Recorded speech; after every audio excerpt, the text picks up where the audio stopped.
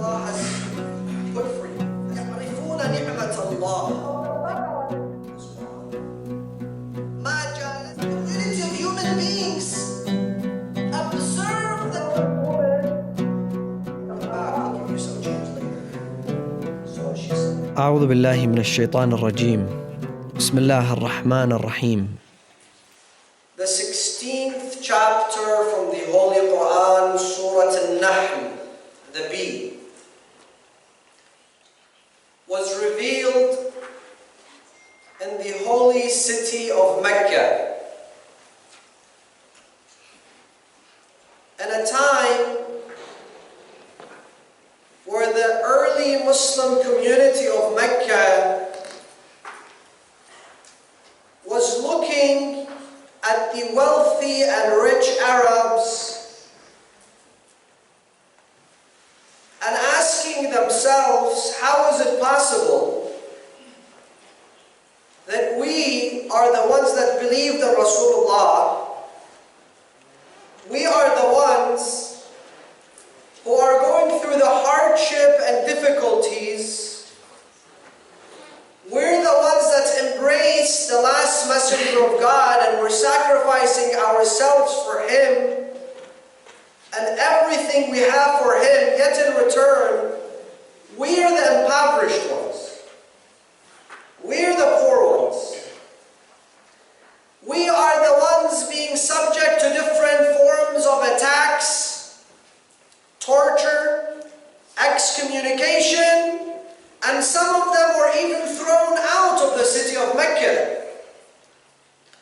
And on the contrary, the Quraysh who are rich, they're spending their money against Rasulullah, against the Quran, against the religion of Islam, and yet they remain rich and they become richer.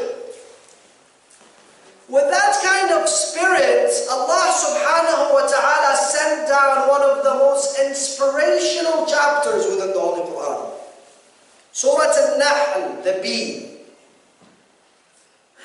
Now why would Allah subhanahu wa ta'ala entitle certain chapters after the greatest human beings that ever walked on the face of this earth? Such as Noah, Abraham, Mary, the Virgin Mary, Muhammad Rasulullah sallallahu alayhi wa sallam, the family of Imran. Those are individuals whom their lives are full of lessons. They're individuals known throughout history. They're individuals respected and revered by the Christians, by the Jews, by the people of the book, the monotheistic faiths. Who wouldn't know Joseph? And who wouldn't know Abraham? And who wouldn't know Noah? And who wouldn't know Mary, the mother of Jesus? But yet, in other chapters, he uses the name of animals. I mean, you have Muhammad and Ibrahim and Nuh and Maryam. Then you have Al-Baqarah, the cow. Ankabut, the spider. Fil, the elephant. Al-Naml, the ant. Al-Nahl, the bee. What's the relevance? How is it that some verses carry the greatest of names of individuals and some chapters carry the name of animals? There are three reasons why Allah subhanahu wa ta'ala gives a title to a chapter within the Holy Quran. Number one,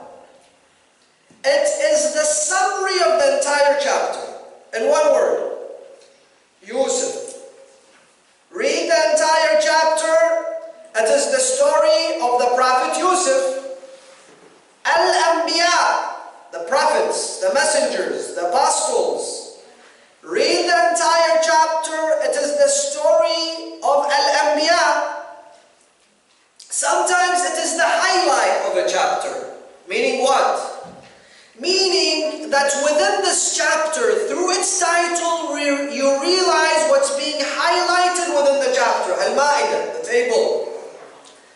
Through the title, you understand that if you were to read Surah Al-Ma'idah, you then would realize what to eat, what not to eat, what to drink, what not to drink, how to slaughter an animal, how to consume an animal, the laws and regulations in regards to the halal, the biha, are all mentioned in Surah Al-Ma'idah. So it's the highlight of a chapter. And at other times, it is indeed the greatest lesson within a chapter. For example, Al-Ankabut, the spider. Allah subhanahu wa ta'ala within several verses, within Surah Al-Ankabut, gives us the parable of the spider. Similarly, He uses the cow. It's not that there is something significant about the cow, but it is the biggest lesson within chapter 2 and the story of the Baqarah, the cow of Bani Israel, that connects to our lives until today. If you read the story of the Baqarah of Bani Israel and the story of the children of Israel, and how they are ought to choose this cow and slaughter this cow, it is a lesson for all communities until today. So Allah subhanahu wa ta'ala, looking at the circumstance of the Muslim community then, that we're wondering, how is it that those guys are more powerful spending their money against Islam and we are weak? We're a bunch of ex-slaves and workers, and we're very outnumbered by them. How is it that we can empower ourselves as a community? And they all needed a sense of inspiration on a daily basis. Allah subhanahu wa ta'ala reveals unto them, unto Rasulullah, Surah Nahl, the bee. And look at how inspirational the title is, and how the title of this chapter can connect to our lives until today and inspire me and you, living in the year 2018, 14 centuries after the revelation of this verse, living in the western part of the world. I'll explain that to you. Allah subhanahu wa ta'ala says, look, compare yourself as a community of human beings to the community of the honeybee. Look at yourselves as human beings. Look at human beings around the world today. We are the most selfish individuals. We lead the most selfish lives. When we make decisions, we care less about other human beings. When we make decisions, we care less about our neighbors and our community members. The way we spend water and electricity is the most selfish way. We spend and waste water and electricity and the resources of this earth for fun and amusement, while other people do not have a drop of clean water. The way we spend on food and the way we waste food, knowing that there are people around the world who only smell the scent of food. They have no food to eat. Human beings are so selfish that they're willing to sell weapons to destroy one another, create weapons of mass destruction to kill innocent people, to invade land, to destroy families,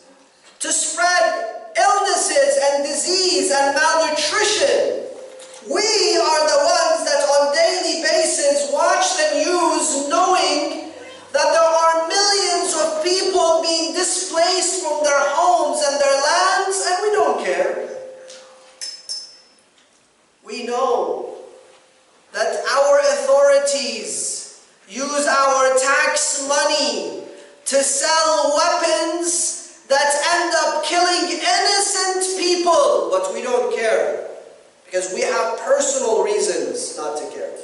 Because we're comfortable. There's a roof on top of our heads. Our kids go to school, we have a warm meal, we're driving comfortable cars, and that's all that matters.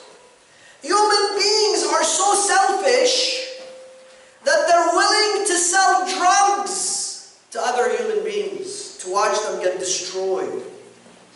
Watch their families get destroyed for the sake of money. Human beings can be so selfish that they'll spread rumors and lies and accusations about one another for the sake of jealousy, for the sake of gaining power, for the sake of seeing other people suffer. Human beings rarely stop and ponder and think that, oh, let me share what I have with other human beings. Let me be selfless. Let me lead a selfless life. So Allah says, look, you the community of human beings, observe the community of the honeybees. There's a lot for you to learn from this tiny animal. The community of honeybees has one queen, 100 administrator male bees, and 80,000 workers. They never cheat, they never lie, they never steal, they all go to work. They never do anything to disunite themselves, they never hurt each other, they never destroy each other. They're all working as a community for their prosperity, as a community, as a whole. The community of the bees sees its survival in the unity of every single bee, the 80,000 bees that surround each other, work with each other. Allah subhanahu wa ta'ala brings this most beautiful parable, most beautiful example for us within the Holy Quran, for the Muslims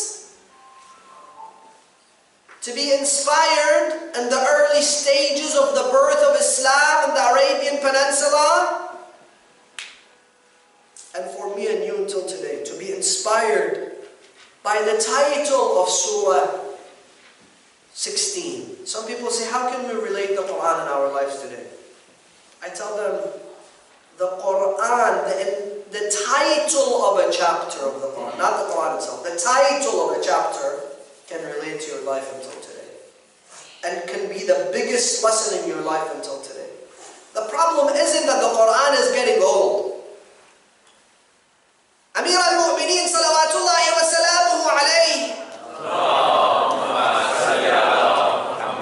And I said this to you a couple of days ago. He says the Quran is as new, as fresh, as exciting, as fruitful for the very last human being as it were for the very first human being. إن القرآن حي لم يمت. The Quran is alive. Don't treat it like a book that's dead. You have questions? Ask this book because it's alive. You want solutions? Ask this book. But he has another beautiful statement. I'm going to share it with you now.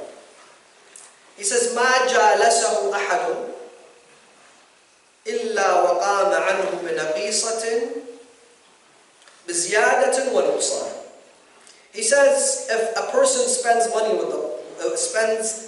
with the Quran, quality time with the Quran, he stands with an increase and a decrease. You depart from the Quran, from this time that you spend with this book, with an increase and a decrease. An increase in knowledge, an increase in wisdom, an increase in awareness, an increase in enlightenment, an increase in hikmah, and a decrease in what?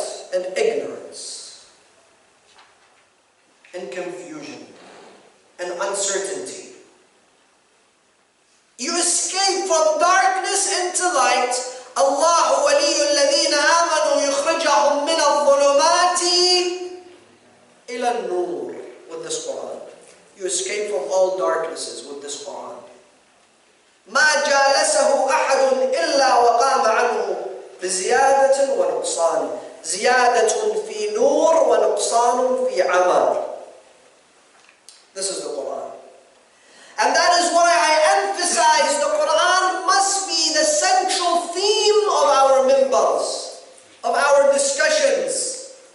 We should not waste the time of people using fictitious stories and repetitive tales, or turn this minbar into a stand-up comedy, or a time for socializing and letting people enjoy a cultural activity.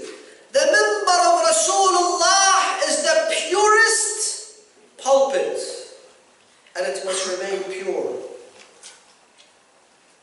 It must be the center of education and the center of knowledge. And ilm is the Holy Quran. And this is the month of the Quran. شهر رمضان الذي أنزل فيه القرآن هدى للناس وبينات من الهدى والفرقان.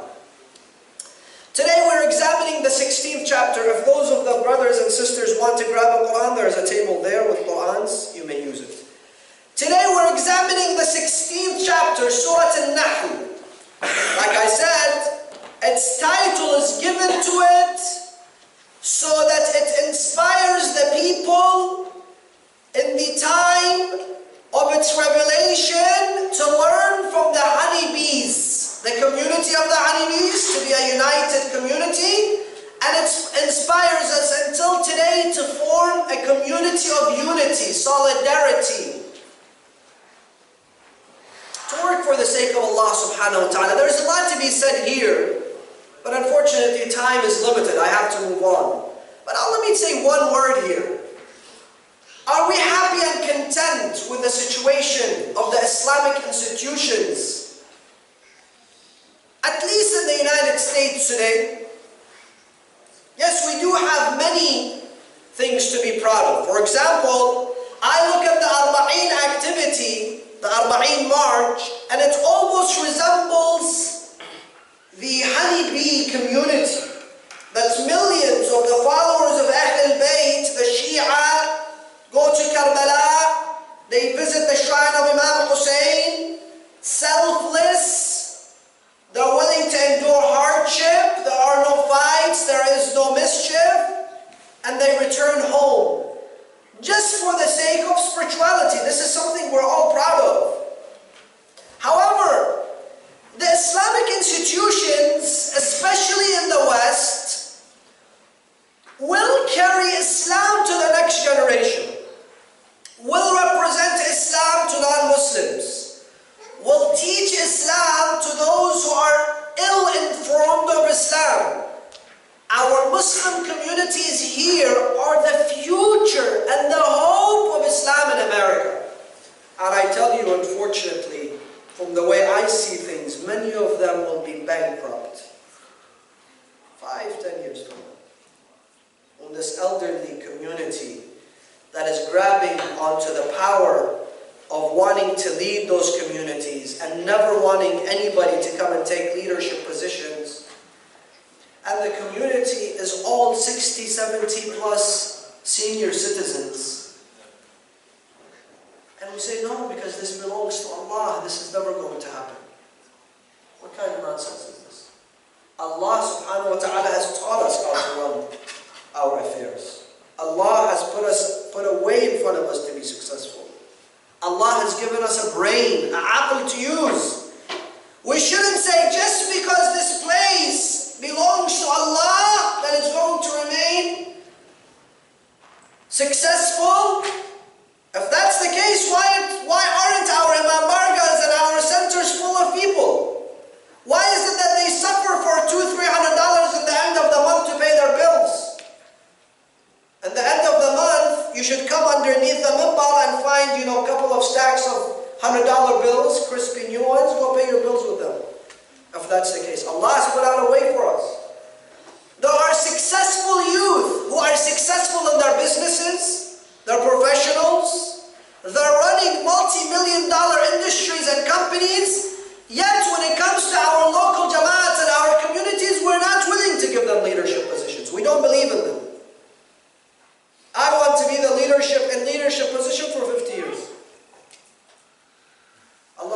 read Surah Nahl. Read this Quran. Don't just read the verses for amusement.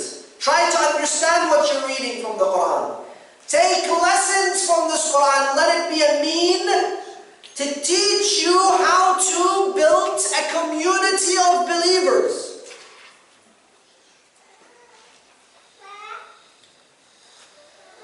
Let us come to the first verse that I'd like to shed some light on. يَعْرِفُونَ, verse number 83 of chapter 16. يَعْرِفُونَ نِعْمَةَ اللَّهِ. They know the blessing of Allah. They know the ni'mah of Allah onto them. يَعْرِفُونَ نِعْمَةَ اللَّهِ ثُمَّ يُنْكِرُونَ. But they reject this ni'mah. In a sense that they say this ni'mah is not from Allah. They're rejectful. ثُمَّ يُنْكِرُونَهَا وَأَكْثَرُهُمَ الْكَافِرُونَ. And the majority of people in regards to this issue are kafir, meaning what we spoke of, the definition of kufr yesterday. Rejectful. There's an offer to them, they have rejected this offer. So in regards to this offer, they are kafir. What do I mean? A lot of us today, brothers and sisters, we are successful at whatever we do. Either it's our family, we have a successful family, alhamdulillah.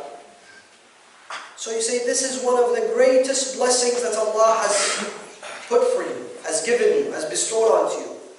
So say, what do you mean? I've worked so hard for this family. I work day and night. I spend so much time with my family. I've worked hard for this.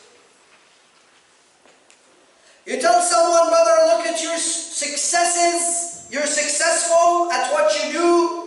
You've worked yourself up the ladder of success in this company. He says, yes, alhamdulillah, I've worked very difficult. I've worked very hard, long hours. It pays off. Say, this is from Allah. I did it. What does Allah have to do with it?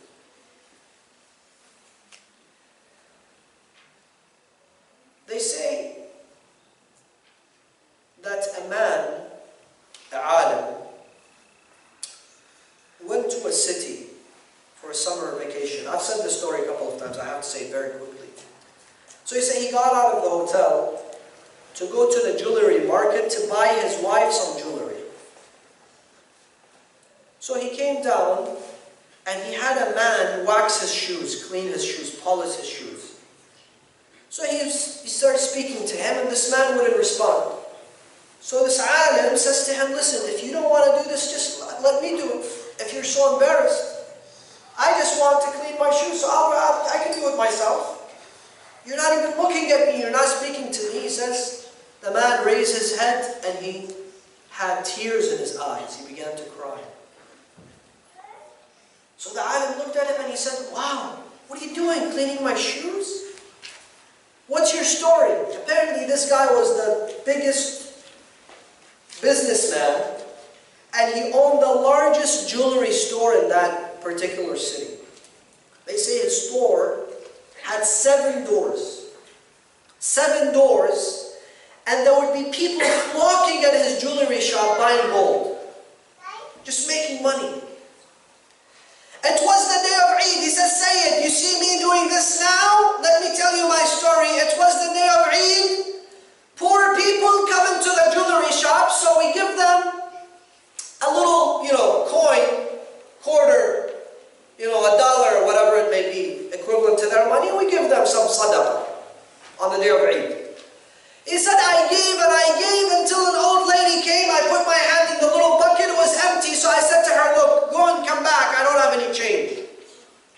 So she looks at me. She says, really? You don't have any change? Why are you supposed to give me change? Give me something bigger than change. Give me $10, $20, $100. Look at you. Look at your business. He says, lady, go and come back. I'll give you some change later. So he says, she looked at me and she says, are you not afraid that Allah will switch spots between me and you? That one day you're going to be in my shoes and I'm going to be in yours? Are you not afraid of that? So he says, obviously money brings arrogance, of course. People that have money in their pockets, even when they come to a majlis, a gathering, automatically they expect people to give them respect, to honor them, to value them because of their money. And we've done this. There are people who make money off cheating other people. I don't want to talk about the forms of cheating, unfortunately. But you're all aware that some people make a living with cheating, fraud. But yet, he's a millionaire. So when they come, they're supposed to be honored and valued. We value them. Allah subhanahu wa ta'ala has a hadith Qudsi that says if you value a crook, a thief, for his money, Allah subhanahu wa ta'ala will not allow you to smell the scent of paradise, and the scent of paradise is smelled through a distance of 1,000 years. Why? Because we're the ones that make this corruption grow. By honoring them. By taking $10,000 of their donation and their name is all over our Islamic centers and Islamic institutions. I tell you, Islam says if you're a trash picker, go pick trash. Go be a janitor. Islam and Allah values you more because you're after a rizq that is halal. Because you're giving halal rizq to your children. You're not going after the haram to fill the stomachs of your children with. So this man, with his arrogance, the money he has, tells this woman, if Allah wants to do that, meaning switch my place with your place, it would take him 6 months to figure out how he's going to plan it. That's not possible. Look at the money. I have an empire.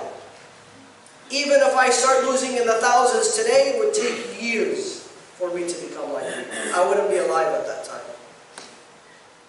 Lady looks at him and walks out. He says the moment the lady walks out, the officers of the king came into the bazaar. They said, shut down the entire bazaar. There is a fugitive here. And there is a verdict directly from the king. Whoever the fugitive, whoever has given amnesty to the fugitive, all his money is confiscated and he will be killed. He said, the soldiers came in my store. I said, how dare you? You know who I am? The queen was just here shopping for me. The king himself comes to my store personally. Get out of my store. Oh, they said, no. They searched the bazaar. They came to him. They said, we didn't find the fugitive. We know he's here, so we have to search your store now. He says, I kicked them out again. They searched the whole bazaar again. They came to me. They said, no other option. We're told that he's here. They searched the store. The fugitive happened to be his cousin. They stripped him away from all his wealth. They went to execute him in front of the king. The king said, spare him his life. He was a good friend of mine. So now I'm here cleaning shoes. Let us not be arrogant and say what we have today is our accomplishment, is what we have achieved. You tell people, share this bounties that you have. It's Allah's money in your hand. They say, it's my money. It's my land. It's my properties. You know what? Have you seen some people when they talk about their assets? Look at my cars. Look at my wealth. Look at my lands. Look at my homes. I tell them none of it is yours. You just don't know. You're a fool. If they were yours, can you take them with you? Can you take one of the lands that you own with you? Can you even take the car keys of your beautiful car with you? They will lay us on the mukhtasal. Take away the glasses and the watch and the Burberry suit. and you will be bare naked. They'll wash us, put us in a kafan that costs $7, and then 7 feet under. That's the reality and the fate and the future and the truth behind all of our lives. Nobody can change this reality. Nobody can delay this reality. They say a man says to his wife, when I die, I don't want to leave any of my inheritance for anyone else. I worked hard for this money. This money is mine. So bury the money with me. She says, yes, I'll bury it.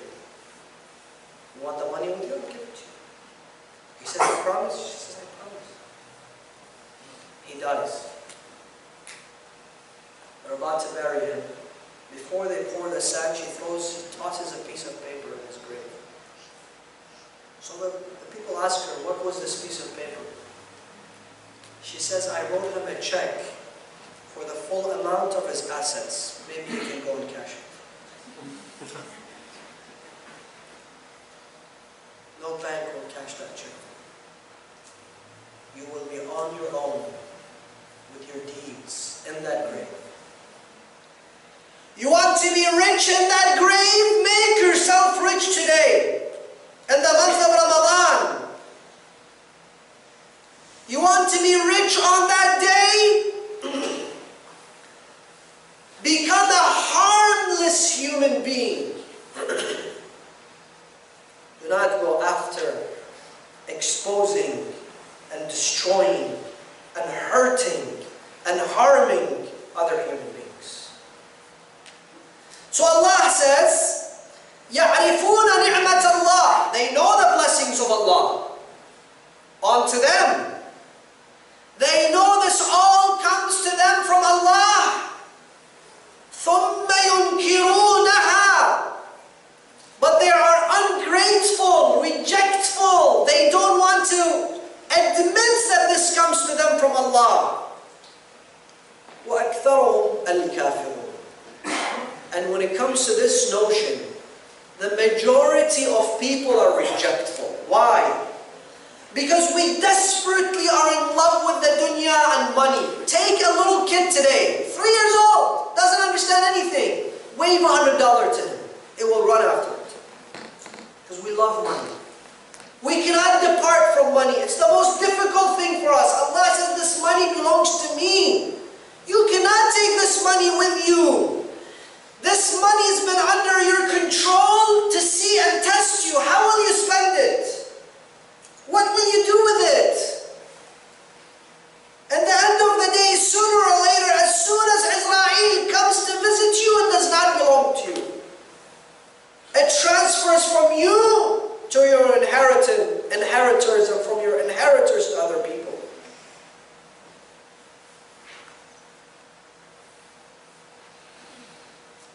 Therefore, one way for us to be thankful towards the blessings and the bounties of Allah is to share them. Not to be selfish. And this all falls under the title of the community of the honeybee.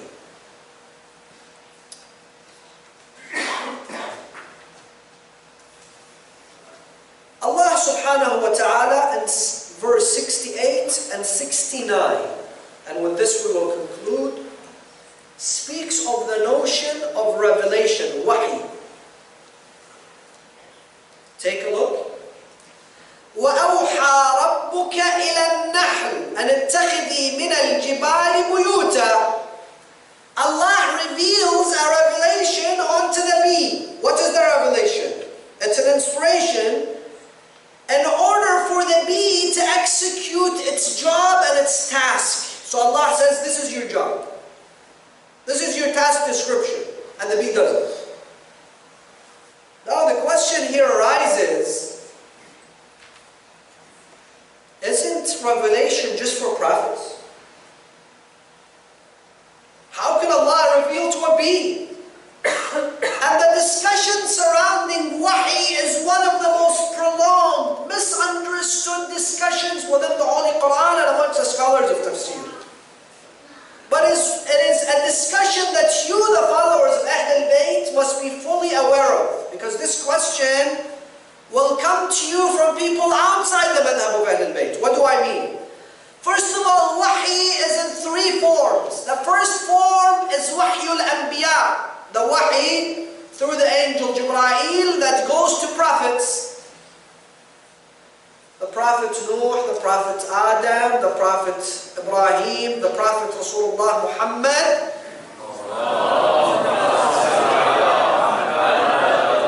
They all received revelation and wahi.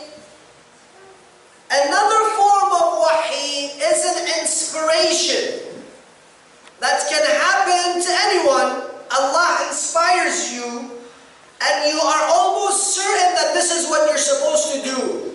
You're looking for a home, Allah inspires you, buy this home. It's a wahi from Allah, a form of guidance. You want to marry someone, Allah tells you it's in your heart, don't do this. So you have a gut feeling. This gut feeling is the inspiration of God. Wahi.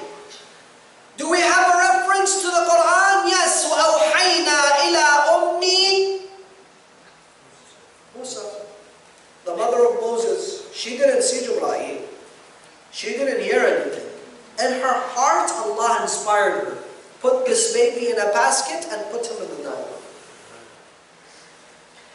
The purer this heart is, the purer the soul is, through our limbs we gain purity.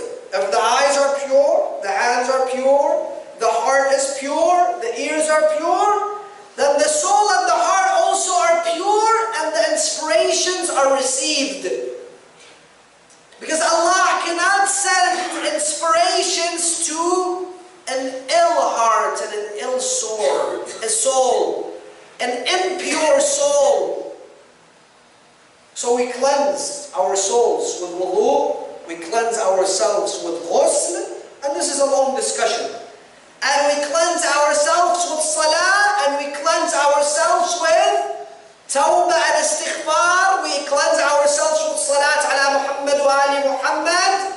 We cleanse ourselves with reciting the Quran. And more importantly, Allah says, خُذْ مِنْ أَمْوَالِهِمْ Take their wealth. أَمْوَالِهِمْ صَدَقَةً تُزَكِّيهِمْ Give charity, cleanse your soul. So there are forms of purifying the soul. Then the wahi is received. So this is the second. And third, it is part of the nature of this existence. So it's part of the nature of the ants, part of the nature of human beings, part of the nature of the Nahl to be inspired to do certain things. We are not taught to love our mothers, we're not taught to love our fathers, a mother is not taught to love her child. In fact, if a teacher comes to her or a doctor comes to her and says to her, you just delivered a baby, don't love this baby. She can't. It's part of the wahi within her. It's part of what Allah has placed within her to love this child, to care for this child. Therefore, we have three forms of wahi. Now, how does this relate to us, the followers of Ahlul Bayt? We believe that after the demise of Rasulullah sallallahu alayhi wa alihi wa sallam, the wahi did not stop. Yes, the wahi of nubuwwah stopped. There was no prophets after Rasulullah. The messages of the religion of Islam were complete. اليوم أكملت لكم دينكم وأتممت عليكم نعمتي. But did the wahi and the communication between angels and human beings stop? We believe not. How so? إِنَّا أَنزَلْنَاهُ فِي لَيْلَةِ الْقَدْرِ وَمَا أَدْرَاكَ مَا لَيْلَةُ الْقَدْرِ ليلة القدر خير من ألف شهر تنزل الملائكة. It's a continuous, non-stop, every ليلة القدر تنزل الملائكة والروح, the greatest angel, Jibreel, فيها بإذن ربهم من كل أمر سلام هي حتى مطلع الفجر. So who do they come with the wahi to? Who do they inspire? It is the Khalifa and the representative of Allah on this earth. Your beloved Imam. The Imam who will soon look at your book of A'mal on Laylatul Qadr. والسلام عليكم ورحمة الله.